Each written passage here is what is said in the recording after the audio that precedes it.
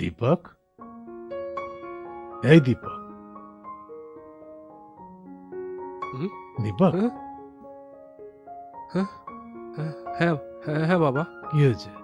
বাইরে কেন শুয়ে আছিস? কিছু না, এমনি। রাতে অনেক দেরি করে এসেছিলি নাকি? হুম।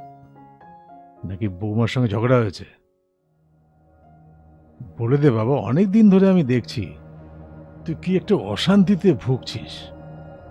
কি হয়েছে? বৌমার সঙ্গে ঝগড়া হয়েছে? কি করব, কাজলের কথা বলে দেবো বাবাকে কি না? এক কাজ করি, আজকে বলে দিই বাবাকে, তারপরে যা হবে দেখা যাবে। বাবা, ও শোনো, একটু ভেতরে এসো না, একটা দরকারি কথা ছিল। না, আমি ভেতরে আসবো না। একবার এসো না, দরকারি কথা ছিল। তুমি যা বলতে চাও সেটা এখানে এসে বলো, আমি ভেতরে আসবো না।